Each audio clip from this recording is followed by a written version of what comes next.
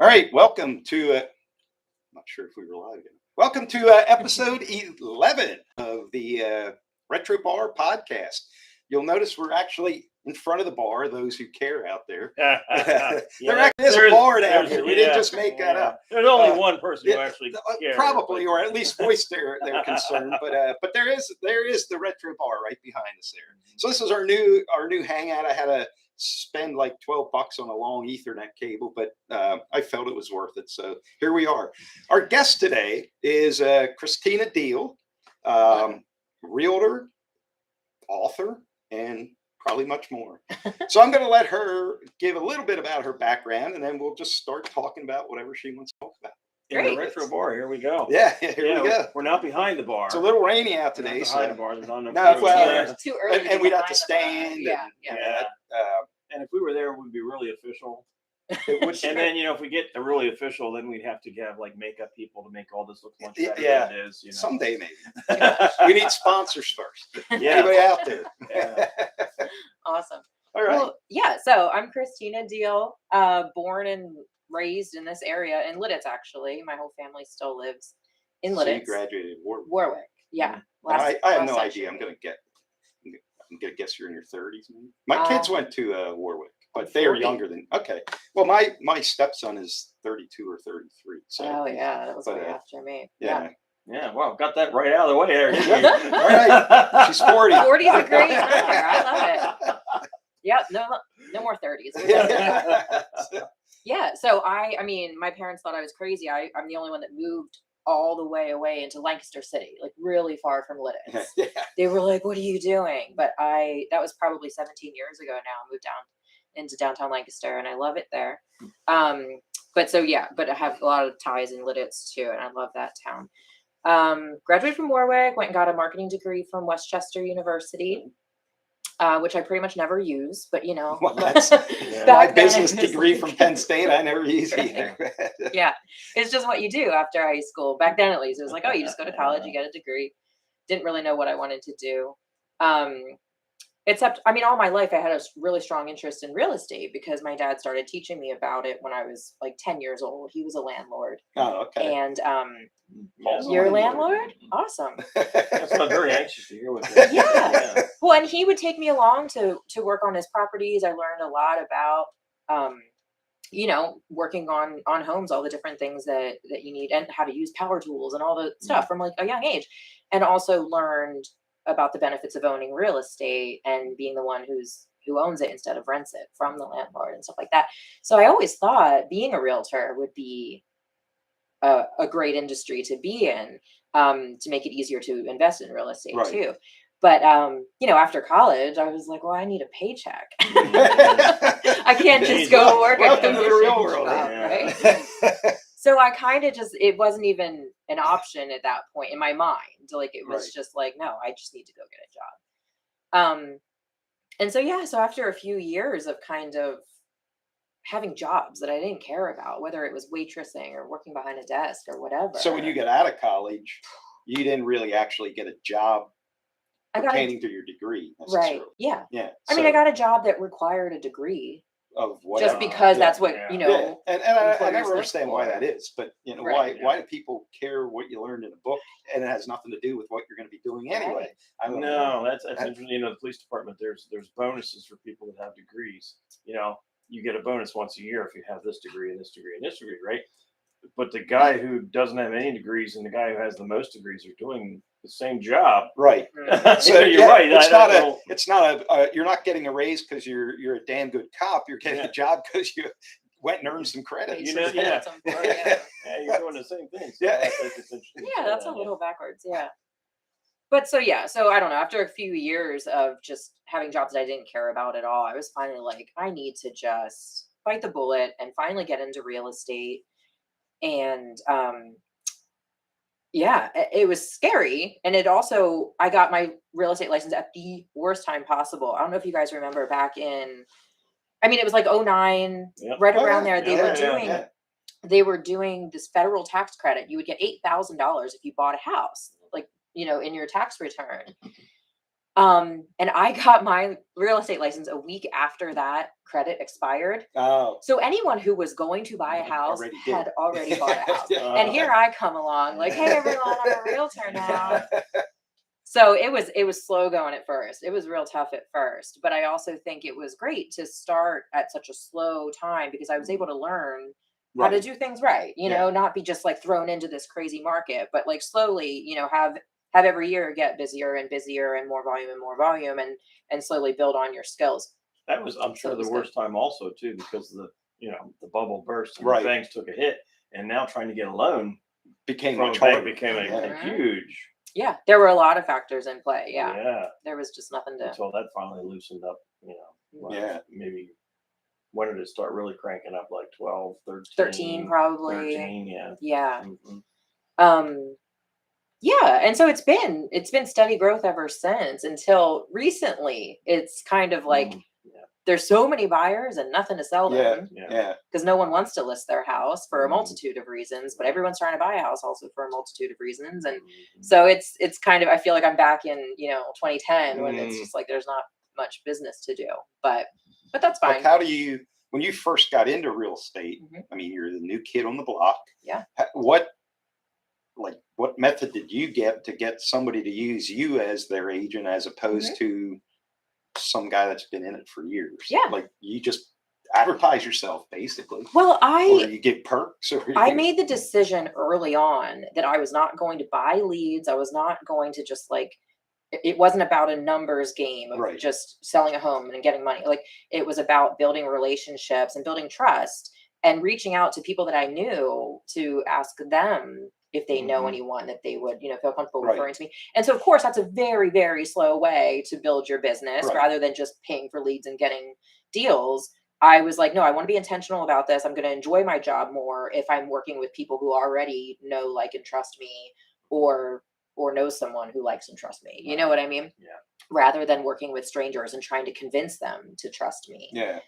So it was an intentional decision, which took a while to really get that ball rolling, but I'm glad I did it Yeah. because I feel like my job is way less stressful than a lot of realtors who are constantly trying to convince people you can trust me or constantly trying to find random strangers to work with, Right. as opposed to building up a referral source and a platform of people who know that I've done a good job and want to, tell their friends about me. That's got to be, and again, in that time period when you started, I would imagine that there was a lot of realtors that kind of either quit doing it or Oh, got yeah. another job because back when they were making a lot of money, Mhm. okay, they had a lifestyle, And then it all just drops and it off. drops. So now all of a sudden you got to get a part-time job, or Yeah. you got to Uh-huh. reposition yourself somehow. And There I was would a lot of imagine that. there was a lot of realtors that A lot of people getting out of the business right around the time that I got in. I didn't know any better. And now we're back to having the most realtors in Lancaster County that we've ever Mm. had. I think it's around 1,600 right now. It Wow. keeps going up, up, up. And I would imagine at some point a lot of those like newer realtors or people that maybe are used to the Mhm. fat times Yeah. might be getting out then. But time will tell. Yes, Yeah. Anything could happen. right, because it will come around. It always does. Yeah, there's Yeah. ebbs and Oh, And it there's flows. goes in always about cycles. 11 years. Yeah. Now, take COVID away, but like a recession, and every 10, 11 years, there's a flip, and it'll go down and it'll go back up, and you can almost calculate when that's going to happen. Now, Yeah. do you own like I don't even know how many places he owns. He might own one, Yeah. 3, I don't know. But do you own rentals? I do. Now, Yeah. do you find like I've already not recently, but back a while, toyed with the idea. In fact, we looked at. I remember me and my wife looked. There's a building in Ephrata. There used to be lawyers in the bottom of it. Big white building on the corner of it might be Lake and Main Street. We looked at that. It had apartments upstairs, and Oh. but we never. This was years ago. This was 15 years ago. But anyway, I always thought, because my cousin also owned. Well, he used to own Martin's Photography in Ephrata and had tenants upstairs. And all I ever heard from him is how, like, people never paid their rent. It was impossible to get them out. And, Mhm. you know, I thought, why would I even want to deal with Sure. that? Mhm. Now, I guess if you have a good tenants, but Well, so there's a lot of things to touch on there, and one is that you always hear the horror stories. Mhm. well, No right. one's Yeah, no nobody one's says, man, right. No one's going around saying, "Oh, nothing interesting I'm a happened at my millionaire. They my pay me every rental this month." month." Yeah, they just pay me. Like, because that usually that's what happens. You get your checks and you're paying off a mortgage. Mhm. Someone else is paying off for you. Yeah. You're pocketing some of the money too, and that's not something you really go out telling people. Right. But you like to complain about, oh, the toilet broke and I had to Yeah. go there in the middle of the night, blah, blah, blah. So that's what people have this conception that being a landlord is this like awful thing. And I think it's the wrong conception. Secondly, having a property management company is like by and large way worth the money. It saves you Yeah, more money than it just costs started you. using one. Yeah. So what I found out, because I had managed mine for a long time, and then when I found a really good management company, and they are fantastic, um, I would always market my properties way too low, Hmm. for rent a month. Like, so they'll come in and like, no, it's worth this, and they made their percentage. Oh, Yeah. That's what so I always you've already say. made your percentage. There's Like, you've already made professionals it. for a reason. In Mhm. every industry, there's Yeah. professionals for a reason, but especially property management, they know the laws, they know how to find good tenants. You don't end up Mhm. with bad tenants. They're the ones that are tracking down the money if someone is late. Yep. They're the ones handling all the problems. Yep. And that's what I got to a point where I think when I had 3 units and I was managing them on my own, and Yeah. I realized if I want to grow this bigger, or like if I Yeah. want to be able to have more, Right. You don't have I'm enough going to time. have to Yeah. outsource that. Absolutely. And so I could have either had 3 and saved the 6% that I have to pay, or I could have 12 Mhm. and pay some money for it. Right. You know, like Right. Yeah. it's a numbers game. Mhm. Well, So and, yeah. and I guess, yeah, if you're in, you might as well go all in. And Mhm. I mean, if it's working for you, I just, like you said, I only probably heard the worst The case horror scenarios stories. and Yeah. whatever. That's what most people hear. Uh, Yeah. And I was always way too nice. Like, okay, so Mhm. I got a good tenant and they're really good. I'm not going to raise the rent for them, and they'll Well, be in there for 2-3 years or whatever. And I don't raise the rent. I don't raise the rent, and because they're good tenants. Well, it's not business. Right. Right. It's I was personal. gonna say you have to decide if you're running a charity or a business. And Right. if you want to own a property to be able to help out a family that maybe That's- needs lower yep. rent, Mhm. do that. Yep. 100% I'm all about that. Yep. But if you're doing this as a business and Yep. for income, then you can't. No, that's why the management company was great. Like, and they always check with you. So it's time to raise the rent. Do you agree on this amount? Do you think that's fair? Like, hey, I leave it to you. You well, tell me. and then, like you're saying, you were too nice because it was more of a personal one-on-one relationship with your Mhm. tenant, where the companies that do that for a living, they don't know that person from that person, and they could care less. Say, this is what's going to happen, right. and that makes it a lot easier, and it takes your feelings for the person out of the Mhm. ball game. Does. And you almost, like she said, if you're going to do it as a business, you can't involve that Right. personal feelings with a decision. And, Mhm. It's hard to separate that. That's why you get somebody to do it for you. For sure. Yeah. now, And then all- use the profits from the business to help families in need or Yeah. something. You know what I mean? Yeah, Like yeah. there's a way. There's other now ways. your rentals are all in Lancaster, or you? Lancaster County. Yeah. Okay. I have the majority of them are in Columbia, Oh, actually, really? downtown Oh, Columbia. Wow, that's not probably like. Well, I started investing there probably 5 years ago Okay. because I was like, this place is up and coming. Mhm. And I've seen a lot of improvement and changes yeah. even in the Okay. past All 5 right. years. There's a lot of stuff going on Yeah, there. I never, I don't get around. Well, I get around more now than I used to, but like Columbia, the only place I used to ever go in Columbia was right off the exit ramp of 30. There was an antique mall, and a guy, I sell postcards on eBay, and there was a dealer in there that had a lot of postcards. So I would go there Yeah. fairly routinely, but that's about as far into Columbia as I ever Oh. got. Well, and as of recently, there's a bunch of new just cafes and like there's art galleries and Well, and they there's got so a lot. many They do things, have a lot of and they're newer building. antique, like And burning that too. bridges, whatever. Yeah. There's Lots of antique Hey, well, stuff and Columbia art. Kettle Works. And, Mhm. And then they redid the waterfront. Yeah, Columbia Crossing. Which That's and then the beautiful. bike trails, they made that Mhm. very nice. And yeah, Oh, that's right. You actually were from Columbia. both my parents are from Columbia. Oh, So I know Columbia cool. very well. Yeah. Yes, and my grandparents too. Oh, So You're awesome. probably I know. renting to his relatives. No, there's no relatives there anymore. They're all either gone or living here. So there's nobody in Columbia anymore, but I still get around. But yes, you're absolutely right. I mean, it was rough way back when. Yeah. And it's much better now. Mhm. It's got a little ways to go yet, but Yeah, but it's not going in bad the right town at direction. all. Yeah. I Yeah. also see, only because I stalk you on Facebook, you own a house in Florida, right? Yeah, that's my most recent one. But that Um, do you lease that out, or is that like yeah. an Airbnb? It's or an is it- Airbnb. Okay. And so that's everything that I have up here has always just been long-term rentals, like you Right. sign a year lease or whatever. And then so I decided to kind of dip my toe into the whole Airbnb thing. I really wanted to own something in Florida because it's just a great Florida. state. It's Yeah.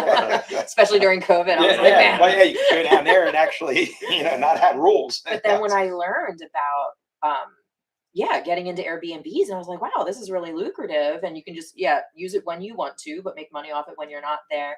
It worked out really well. I think I bought at the right time and in the right place, and I really lucked out.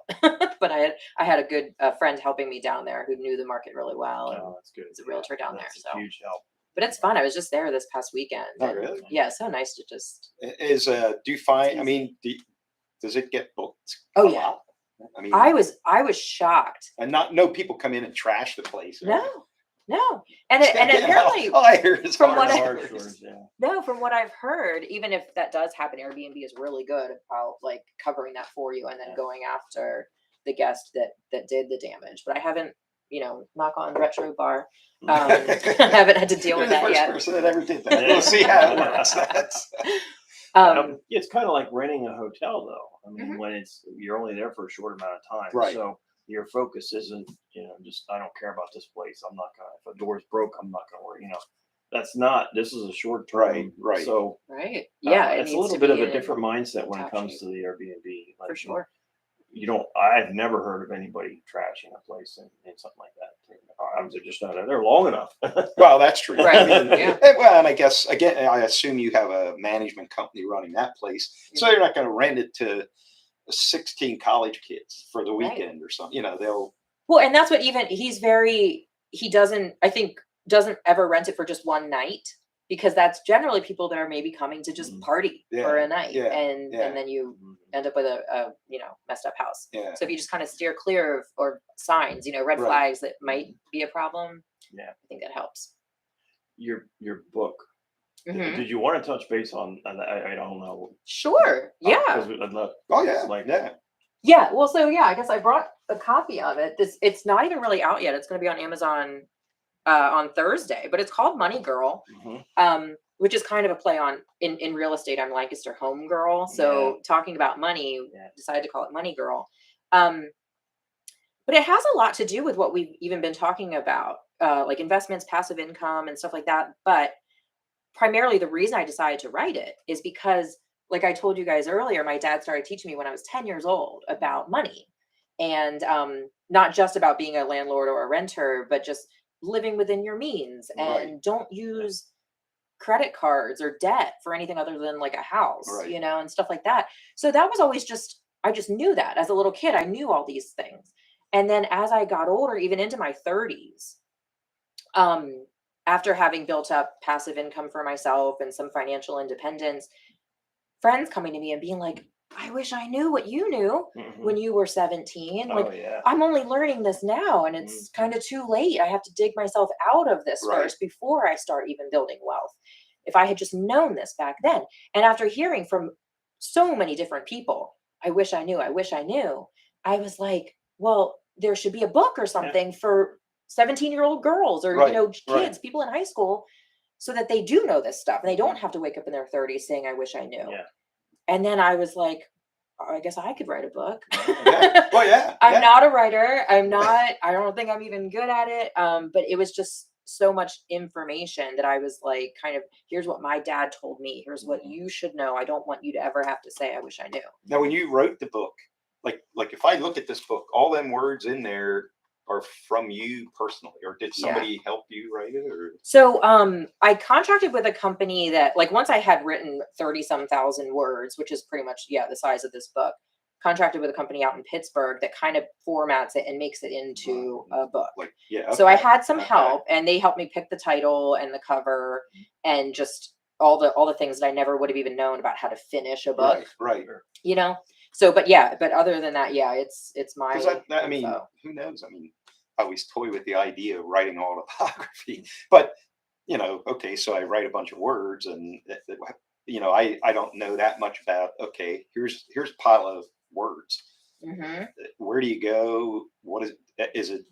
It's, You got to put a lot of money up front to have that book printed, or no, so this is actually just, it'll be on Amazon, and whenever anyone buys it, it just gets printed and sent to them. oh, so you don't have a garage full of inventory. And maybe eventually I will, once it's officially on Amazon, I can, I guess, buy a bunch for myself. But this was just, I just had to order one to make sure it looked like what I wanted it to look like. Yeah. So I only have So, one copy. so at this point. basically, they So then I only was like, print cool, it's good, and then we upload when it. they get a purchase order. They only print it when somebody pays for it. Right? Yeah. Okay. Well, that's the digital world. Well, it is. I mean, Yeah. and I with that, I didn't. I didn't. Like, know I that thought, either. okay, if you're gonna go in and make, write a book and have somebody publish it or whatever, I figured, okay, well, the next thing you got to do is sink your own money into 5,000 copies, hoping Yeah. to sell them. And I guess I could, but yes, Well, you don't have to. Well, Yeah, and what's- why It makes do it it- if you don't have to? I mean, right. why store that inventory? Mhm. Yeah. That's good. Yeah, I definitely learned a lot about the whole. And then book writing. say that book sells for, I don't know, $25. Between the printer and Amazon and all that, like, how much percent do you actually pocket out of that?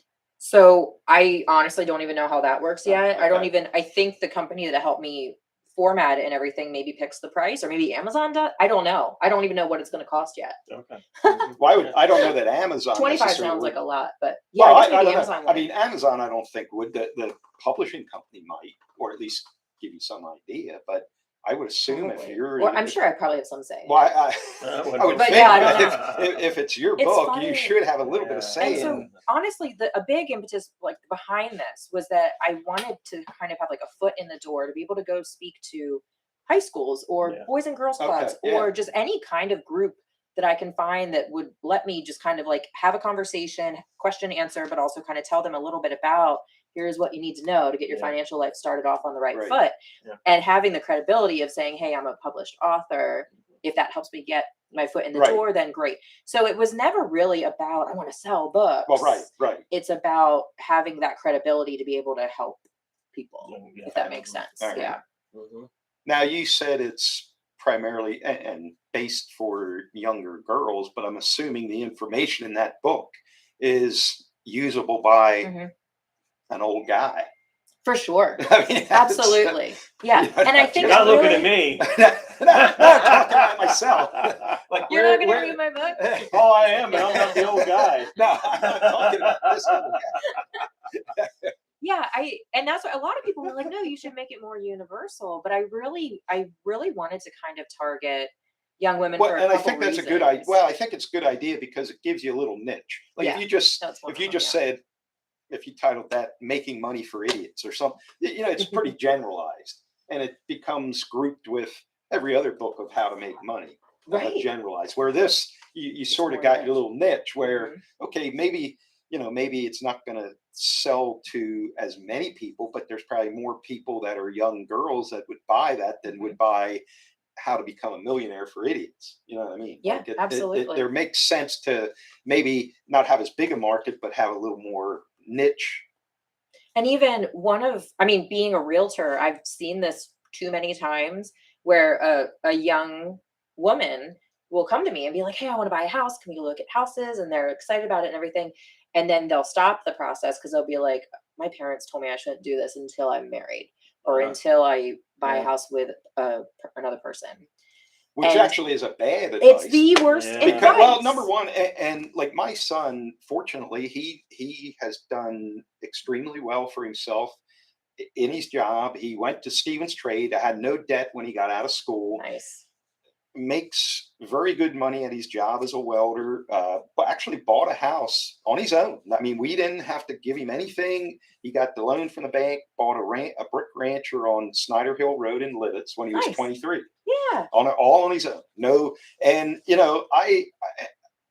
I brought this up, and my wife sort of got half ticked at me about it. But I said, because he has no girlfriend or anything. And I said, depending if you get married or find somebody, I wouldn't, and it's sort of probably chase a girl away, but like he bought all that on his own. And now you get married, and this girl comes in and decides, okay, this is fun, but I'm out of here and taking half your house with you. You know what I mean? Like, and that's the part of like getting married. Like, why, if you can do it on your own, why do you want to rely on your husband to do it or your, whatever. And that's what I think parents are just trying to protect their daughters or whoever. But wouldn't they give them more actually strength bad financial advice? Exactly. to own a property on their own And rather you're than building relying on some equity guy that for they don't know longer. if he's going to be there forever. Sure. You know, But even just the thought of starting building equity younger rather than just renting and throwing money away because you're waiting until someday when you might get married. Who even knows if you end up getting married? I don't know if my kid will ever get married. Right. So that was one of the things I was like, I need young girls to know, go buy a house. Don't wait to buy a house. Like, because too many of my potential clients were like, oh, my parents talked me out of it. And I'm like, why are they doing that? Yeah. So. Yeah. Now I come from the other kind of end of it where I didn't have a mentor like your father, that would tell me about real estate. They really knew what was going on there. So I had to learn on my own. But I had some really good people that I had met with that like, okay, so my wife and I have bought this house and we fixed it up and there's some equity there. Okay. We have 3 boys doing our thing. With police work, you work a lot of hours and then you have a lot of time off. Because once you get dressed and you're out on the road, you're doing 12 plus hours a day. But then you have 2, 3, 4 days off. Oh. So what are you going to do with that? It's just the way the schedule always works. So what are you going to do with that time? Well, the kids are in school. She's working, and I like doing kind of fixing things up. So Matt Smith was working for Fulton Bank at the time, and he was fantastic at understanding how to do money and the real estate side of it. So he said, get yourself a good accountant. So Dean Hoover was great in the accounting part of it and a good realtor. So Dave Weaver was my realtor back years ago. And I thought, this is what I want to do. And he set me up with some foreclosures and said, well, you're starting at the bottom. You take that equity you have in your house and you get a credit line. You buy the house with the credit line. You fix it up with the credit line. And then you refinance it. Mm-hmm. That might be 6 months. You get an interest-only loan. And then after 6 months, refinance it. Now you have a mortgage. Now go rent it. So it's a process. But I didn't put $1 of my own money into anything. And you can do it. Absolutely. You can see, that's good knowledge. I mean, because I always thought $1 when I toyed with buying real estate, I always thought, okay, that's nice to have it. But now I got this mortgage and that mortgage. Yeah. And, not so much. I mean, yeah. And that's the thing, especially right now with people's home values being like they've just shot up over the past year or two. If people aren't tapping into the equity that's sitting in their homes to invest it, they're missing out. That's just untapped potential right there. So that was great advice. How long ago was that? I think I bought my house or the first house, the rental, 2002, something like that. Cool. Yeah. Some of them I kept, some of them I sold. Yeah. Some of them, it was just a quick flip. I was never going to. Some I kept for a while, rented it, and then I sold it. But there was, some that just flipped it. Just for the cash, yeah. Because that's wonderful. Yeah, the price was, the house was worth too much to rent. Right. Okay. You know what I mean? Now they would pay that, but they were back then. Right. So yeah. Some were that's flip. interesting. Yeah. That's good. It's a good, knowledge, it's a good, nice, steady. It's not like winning the lottery. Right. It takes time. It does. And discipline. Yeah. But it pays off. Yeah. Extra cash every month, I guess. Sure. And for me, it was sweat equity. That's right. What it did. I don't know if that's where your gear was, but mine, that's how. And there's obviously different ways to do it. Yeah.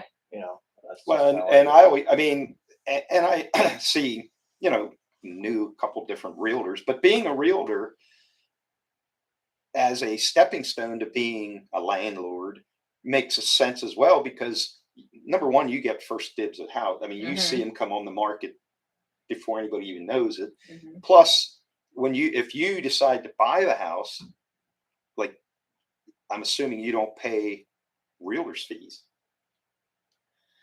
Right. Yeah. It You know, can go. so like if I was going to go buy a rental, I number one, Well, the seller's the one that pays the like commissions, like the realtor's fees, yeah, I I think guess that you're that's talking true. about. Yeah. But so that's what, like, as a agent, if I want to buy something, I can either say like, hey, give me a little bit of money off the house and keep the fee that you would have paid me, or I can kind of roll it into my closing costs. Yeah, there's different things that Yeah. make it a little bit, Yeah. less money. Well, that's interesting because, yeah, I always thought, being a realtor is sort of ideal profession to also be a landlord, because you For have a little sure. bit of perks built into your Perks, job. and you just like having a really intimate knowledge of the market Well, right, because okay, helps here is make a house, decisions, and and yeah, I might think, hey, that's a steal, and you might think, not really, right, or yeah. vice versa. Mhm. Uh, but so yeah, that's a now in your book. In addition to, I'm assuming the whole book is not totally realty based, Right. Mm-mm. because not everybody's going to become a landlord or. It's very much, it's just common sense, basic stuff, um, that would help people. It even, I talk about student loans, And and that's the impact that that has on your Oh, future. well, and now, I mean, with the cost of a 4-year college, Hmm. especially if you're not going to a state school, and even they're out of hand now. But a cost of going to college, if you're loaning all that money and you get out and you have 100 grand, 150 grand in student loans, you might as well kiss getting a mortgage goodbye, Exactly. unless you Yeah. all of a sudden get out of college and hit the jackpot on your job. But and that's all because of what happened in 2009. These banks aren't going to throw money at people who already can't hardly pay their student loan off to buy Hmm. a house. So that's, Yeah. I mean, college nowadays, in my mind, you better darn well be sure whatever you're going to college for is number one, there's jobs going to be available, fairly lucrative jobs, and that when you get out, you're willing to work at that job. You Right. can't just, oh, I'm going for social sciences to go piss 4 years away and Right. owe 150,000 at the end of it. And Yeah. yet, trades now are like, man, you can make a That's good where it's killing. And at. that's what my son does. Yeah. I mean, if I was younger, I was a machinist my whole life, not because I really ever wanted to be, but I was. If I was young in that trade, I mean, you can pretty much, well, I could now. I could go anywhere and say, hey, I'd like to work for you, and I could get a job You're anywhere never doing going to that. not be able to get a Yeah, job. Yeah. There's such a need. and the wages are unreal for towards what they were 20 years ago. Yeah. So, but anyway, so Right. it deals with more than. It talks, I think the big thing or the theme in it is about just being intentional with your money. And I think in everything in life, being intentional is very important, not just letting life happen to you, but also not letting life happen to your money. You know what I mean? Like being like, okay, I have this much. Here's what I'm doing with it. This is for saving, this is for fun, this is for groceries or whatever.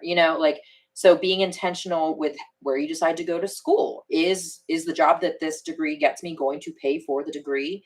Being intentional with like how you buy a car.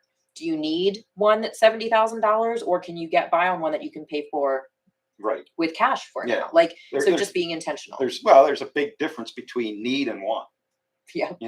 That's And those lines get blurred, especially these days, because I think with TikTok culture and yeah. Instagram and young Well, it's people all seeing these instant gratification. lifestyles, yeah, and they And think, oh, I need that. well, and not half, 99% of what these people are posting isn't their It's real not life real. anyway. Yeah, You know, and it doesn't matter. yeah, People see it and they're yeah, like, oh, yeah. I need that Well, car. I I need that. think, I mean, I know at least in this general area, I'm not talking maybe downtown Lancaster, but in the Ephrata, Denver, Lidditz area, kids that are kids today are spoiled. Yep. I mean, I'm towards an aunt.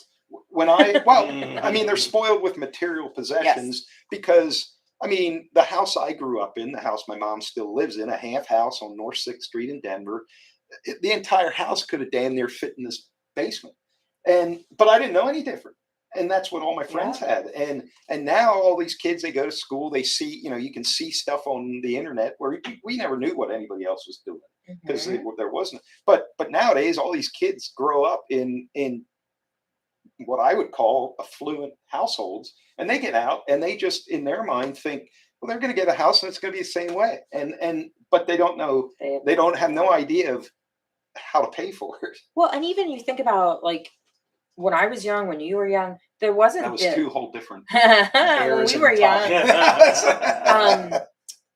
But same thing is like our parents didn't have the expense of Wi-Fi bills and laptops and Apple Watches and iPhones, which most kids have these days.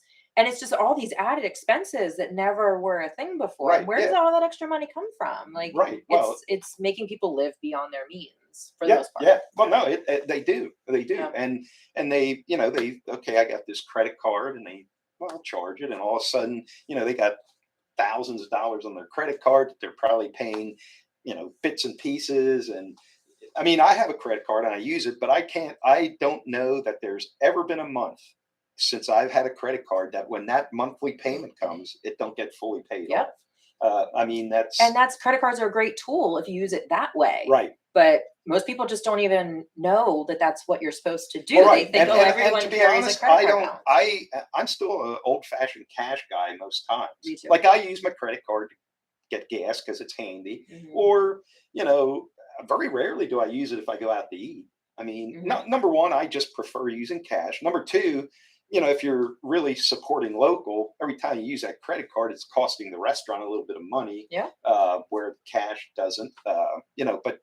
But when the bill comes, it gets paid. It's not. I'm not looking to pay 18% or 20% interest on that. And so, but there's a lot of people who think, they just view that as like it's a game, free like it's not real money. It's not good. Yeah, like you explained that everybody has, all the kids have phones and devices, and it's more expensive. And you're right, it absolutely is. And that was one of the big things when I was in school, teaching as the cops, like trying to make sure that they were safe in school doing that. Right. On the other hand, is in today's world, because some parents were like, I'm going to take that phone from them. You're not using it appropriately. I'm just going to take it from you. You don't have it. Well, there's a lot of stuff that comes with that. And one of them is if they don't have that learning curve on how to use the phone or the device or whatever it is, when they hit the workforce. Well, it's a big drop, because how many times do you see, you need to do this to on know, your phone. it doesn't matter what job it is. It seems like you need to know how to use Excel. At my part-time job, I punch in and out on my phone. Yeah. Like, really? Yeah. Yeah. Usually from my car in the parking lot, so I save a minute or two. Oh, now that's out there. Well, you just I'm on the property. I'm on the property. Fire me if you don't. But yeah, up until 2-3 years ago, believe it or not, at where I work part time, we never had time cards. You just wrote your time down on a paper, and I don't know that anybody really cheated. But then they went with technology. But yeah, my time clock is on my phone. Yeah, so it's got to be a struggle with parents nowadays. At one point, do they open that door and yeah, it's a whole nother thing to have to. It is, and like you said, an expense. Yeah. Well, and it like there's pros and cons. You say, there's times where I thought, maybe it would be best to not even allow kids under 16 to have a phone that can do anything more than text and call somebody. So they ain't monkeying around with it and not getting into stuff that they shouldn't be getting into. But then, like you're saying, okay, now they're 17, they get a phone and they don't know how to use it. They're working at Dairy Queen. Yeah. They need to sign in on their phone. Yeah, it is a benefit. I mean, it's a what's best, who knows? Yeah, that's a tough one. But look at when COVID hit. How many times did we? I don't know about you guys, but Zoom calls for me were all the time. And we were doing Zoom all over the place. Like, how do you know how to do that if you didn't have some experience? Right. Yeah, that is. I mean, it is all. I mean, the whole world is so much more technology dependent. Yeah. Like if there's ever, if the grid ever goes down, God forbid, Yeah. there's going to be a lot of people like really, really struggling. Yeah. I don't want to Yeah. think about that. No, but if if you were, yeah, you're right. if you were an enemy of a country, I mean That's what you do. you wouldn't have to actually go shoot any person if you just got rid of the EMT, electronics. yeah. You, That's what a friend of mine wants to they'll die buy. on their own soon. A friend of mine wants to buy an old, I don't even know what year this would need to be because I know nothing about cars, but just an old car that doesn't have all the Right. electronics and whatever, just in case Well, something like that happens, and and learn how to fix your own carburetor. well, and you say that, but these electric cars, I mean, they're somebody somewhere at any given moment could shut your car down. Yeah, absolutely. You know, for but that's whatever what reason. she's like, because like cars back in the 70s or whatever it might have been had no computer chips, didn't have any of that stuff. So if you had gas and oil and the mechanical part worked, you were able to go wherever. It wasn't dependent on any outside electronics. Now with all, even the basic whatever it's called, the onboard help thing, or what is that called? Some star or whatever. OnStar, yeah. But they, so somebody knows where you are all the time, and probably has the ability. Well, I'm sure in any electric car nowadays, I mean, them cars know where they are, and they know where the plugins are, and they can go on their own to them. Somebody can shut them down, and okay, everybody, let's get everybody push them, and then one day let's shut them all down. Oh my goodness. How do you get to your job? How do you do anything? You're at the mercy of the powers that be at that point. Yeah. That's like a little conspiracy. Absolutely. That's true, though. Just like but it is. I mean, I still to this day say, I mean, I use the internet every day. It's the greatest free advertising there is. But the underlying reason I always, to this day, think that the reason everybody is allowed to use everything on that internet basically for free, other than paying for your internet access. But you're not paying to be on Facebook. You're not paying to be on YouTube. Is to get everybody hooked on it. But they also can control you, and they know where you're at. They know, they know what you're looking up. They know whatever, and and anybody who thinks that isn't at least part of the reason is kidding themselves, I think. All that data is priceless. Well, it's amazing how, like, you say something to Alexa, or you look something up, and the next minute on Facebook on your timeline there's ads for it. And so somebody's paying attention, and it might not even be all the time an actual human, but an algorithm. Somebody's paying attention. And I think last week when you did Alexa, I think she was actually messing with you when she said she didn't understand, or and I do think some of that was new. She just I think it was maybe the wording of the question. Did you hear that? How when I asked her what Gesundheit meant, she changed her voice. And it was like German Gesundheit. Like all of a sudden, I was sort of in love with Alexa. You had her say it twice. Yeah, I did. I wanted to hear that voice instead of her normal voice. Oh my goodness. So, I got to ask you a question as a realtor, because this was always when we used to live over Briarcrest Manor and lived there for 20 some years. And then my wife, sort of decided we're going to downsize, and she didn't want to be a hairdresser. She had an indoor shop or in-house shop. So when we started looking for houses, and we would go look at a house, and the realtor that, was there showing the house would always try and, like, because we would go without a realtor. Like, we'd show up at an open house. Oh, okay. And then the realtor would always try to tell us that the best way to go about this is put your house up for sale and sell it, so that you don't have to make it dependent on selling your house. But I said, no, because if I can't, like, I don't want to sell my house and not have the ideal house for me. I don't want to buy a house for the sake of just having to get out of the old house. I got pissed at some realtors. There was one I wrinkled up the newspaper on the Sunday and threw it down at the window. Like, because that's all they wanted to do is, and I think their ulterior motive was they wanted to list our house. See, it's a shame that there's a lot of times people think that realtors have ulterior motives or are Oh, just come looking on, out everybody for. has ulterior motives. No. In a lot of, I mean, so the market varies, obviously. Right. Sometimes it does make more sense to have your home already sold and under But then- contract but- before, but other times it doesn't.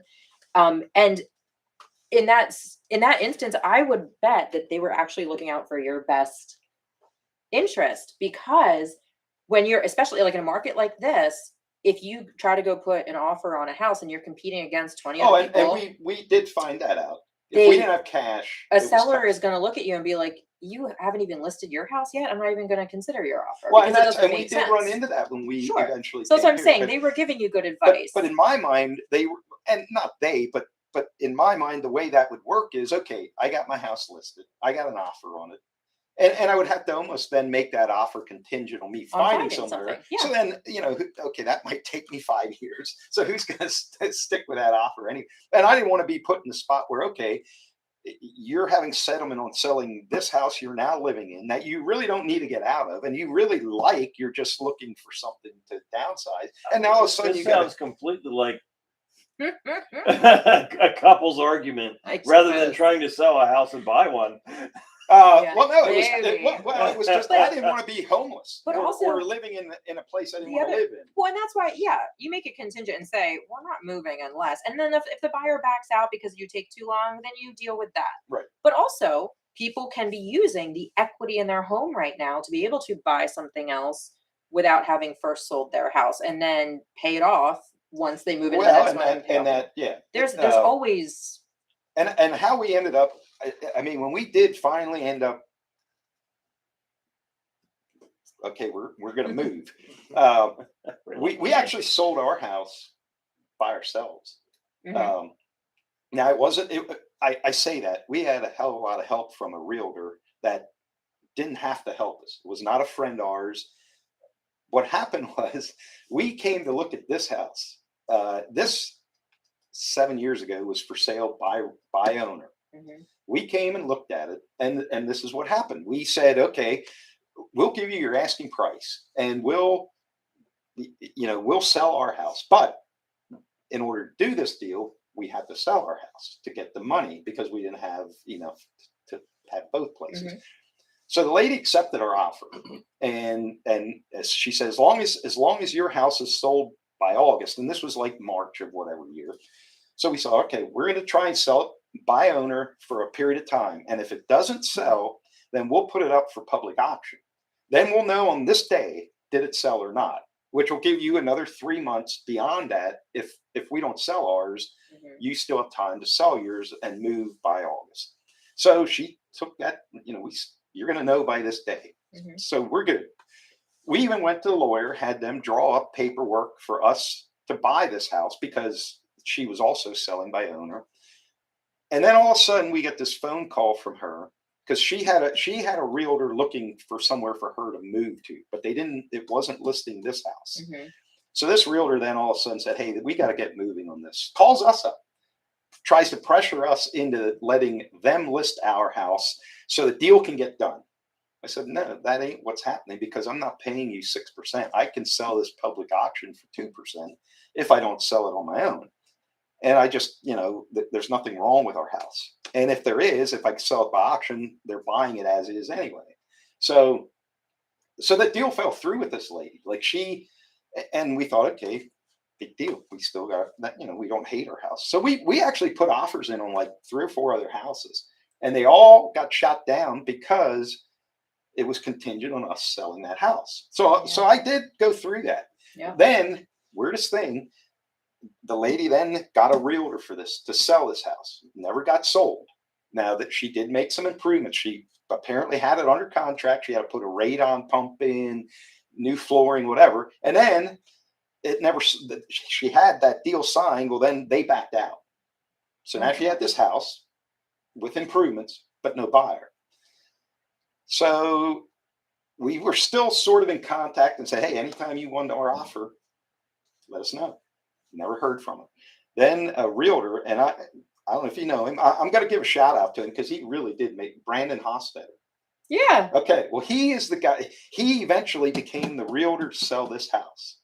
So when it came on the market, we didn't know the guy, but when it came on the market with him, we called up and said, "Hey, we'd like to come and look at the house, and we're not bringing a realtor because we knew that then he would get the full cut rather than split it with our realtor."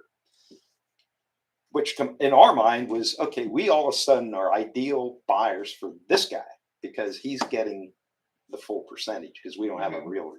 So we came and showed up and he said, okay, well we can start. We said we don't really even need to look at. We've seen this house.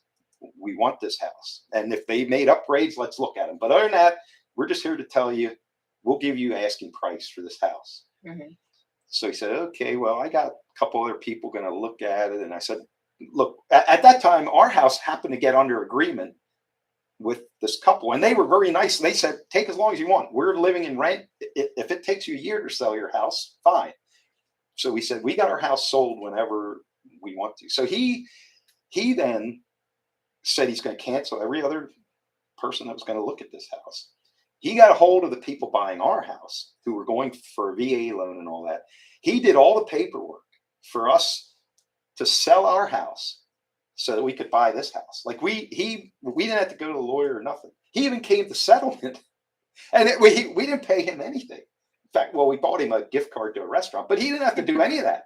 But in my mind, he did it, and it was the reason we came to this house, not bringing a realtor with us, is because instead of splitting the commission or whatever with the buyer realtor, he got all our money, and so it was worth it to him. And we were good buyers at that time because we had our house sold and we were paying cash. We didn't even need to get a mortgage. So we ended up, I mean, it was a shame for the lady because if she would have took our initial offer with no realtor, because we ended up, I think we paid 10 grand more than what we offered to begin with, but now she's paying the realtor and also put the upgrades in the house that were probably worth more than the 10 grand extra. But so that was, but I'll shout out to Brandon. He went way above the call of duty to help us sell our house so we could buy this house. Yeah. So, yeah, he's great. Nah, I haven't really dealt with him or seen him since, but thanks a lot, Brandon. So anyway, I mean, that's how it works, but yeah, I was always of the mentality before I sell my house, I want to make sure I got a house I want to move into. And maybe that's just my old Pennsylvania Dutch stubbornness. Well, and it sounds like that's case by case. Right. It is. And we did get shot down on a number of offers, which I'm so glad we did, because I'd much rather live here than some of the other houses we put in offers, because we were sort of the mindset, all right, let's just find somewhere and move. And this ended up, being super how it worked out. But it was fortunate, hindsight, that we did get shot down on all them offers, although at the time it sort of sucked that, okay, well, now we're out because we got to sell our house. And we're thinking, who the hell, how many buyers come around with, $300,000 cash in a suitcase? Yeah, it varies. Like if it was a buyer's market, then it wouldn't have mattered if you had your home sold first. Like, so yeah, it's always going to be different. You have to pay attention to the market that you're in. So anyway, when does your book come out? It should be next Thursday. Okay. Whatever day that is, the 12th, May 12th. It'll be available on Amazon. So yeah, that's exciting. I am excited. No, that is. I think it'll be really fun to have a new kind of challenge to focus on for a while. Like I've done the whole real estate thing and I love it. I love doing it. I'm still going to continue doing it, but I think it'll be neat to kind of see where this goes. Well, I think really, I think any sales job really. I mean, I know how my eBay, when I first started, it was hard to sell a postcard because I had no reputation. And now it's the easiest thing because I have repeat customers, people that come back and buy more and more and more. And I would assume it's the same as being a realtor. Once you're in it a while, you don't have to bust your ass so hard finding new clients because it's going to be word of mouth or, hey, this girl did a hell of a job for us. I'd use her. And so you get a little extra time, you're still making your money, but you get time to do other stuff like that. Yes, exactly. Yeah. So if somebody wanted to get a hold of you, whether through real estate or whatever, what's the best? How can they?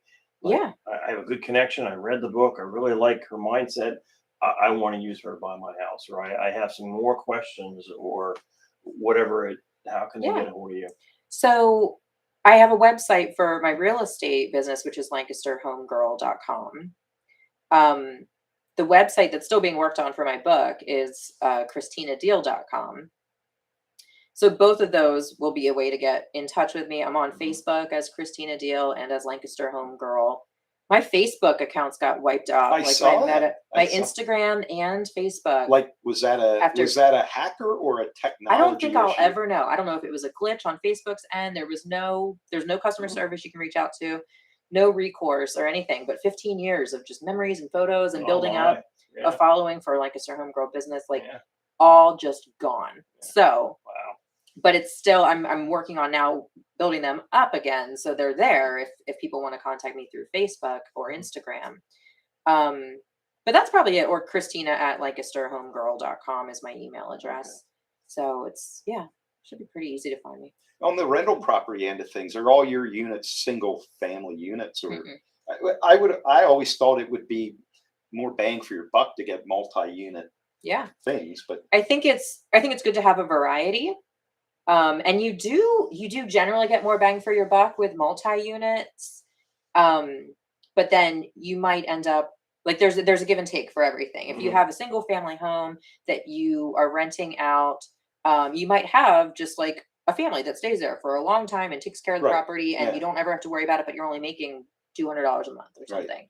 If you have a 4-unit, maybe you're making $1,500 a month, but you have people moving out more often and more things to repair and whatnot. Right. So I think that's why it's good to hold a variety, because you have some stability over here with not as much of a cash flow, and over here maybe less stability but higher cash flow that makes it worth the less stability. Well, I would think the Airbnb thing, if you have very frequent bookings, you're making a killing because they're paying, like $400 a night. Yeah, really. It's Where you're not going to, none of your local investment properties are going to make you $400 a night renting them out to local people. So, do you foresee yourself expanding more in that area? So that's after I saw how well this Airbnb went. I was asking myself, why would I ever buy another long-term rental? Yeah. Because this makes you so much more money, the higher ROI for what you have to put into it. That's how I was feeling for a little while, but it's kind of a bigger risk finding the right market to buy an Airbnb in. And like I even said, I bought mine at the right time in the right place. Even now, 8 months later, people I see trying to replicate that can't get as good of a deal because it was just like the perfect timing. Right. So it's like, in order to replicate that might be a little bit more difficult. So I don't know what my next move is going to be. Well, and I guess if you're looking at doing an Airbnb, you're probably looking at an area where is a place where people want to go. Like you have to find the more touristy areas. So probably in that particular area, the real estate is more expensive. You know what I mean? So you don't want an Airbnb out in the middle of a field somewhere in Kansas, which would be cheap. But some people might want to get away. Well, I guess there are city people who that would be like a vacation. Thinking outside the box on something like that, like, hey, where can I get something kind of inexpensive, and then market it to people that want to just get away off the grid. Go live on a farm for a week. They don't want to be in the city. Yeah. No, I guess. I mean. So you never know. It's just keeping your eye out for opportunities, I think, is the biggest part of it. Like being like, I don't know, you know what I mean? Finding something like that and then be like, oh wait, I'm going to put my money here, or not necessarily like having tunnel vision of like, no, I'm only going to find a single family rental and losing out on other potential opportunities. All right. Well, that's interesting. I don't even know what time it is. Yeah, well, we're about an hour into this. Yeah. So, wow. But that was time flies on It this does. thing. Honest to God, it's the. But anyway, I guess we'll wrap it up there. Okay. And, thanks a lot for coming on, and you're very more than welcome. We tell every guest, that there is no limitation on the amount of times you can come and hang out and bring a whole different subject with you. We're the same. So it's not bad. I mean, we don't bite. We don't, I mean, I we wasn't might ask stupid scared questions. And, no, this was a great conversation. I really appreciate you having me down here. Sometimes we got a little off track, but There's no track, right? No, there is. I mean, and that's what this was always meant to be. Is there is no track, and we could sit here for 4 hours. It's Right. just nobody's going to watch a 4-hour video. Right. So anyway, we're going to sign off for this week, and we don't have anybody at the moment lined up for next week. But who knows? Between now and then, we might. 2 weeks, I'm out of here for. I won't be here that Friday, so we won't have a show in 2 weeks. But then we're back on all summer. All right, we'll see you guys later. Bye.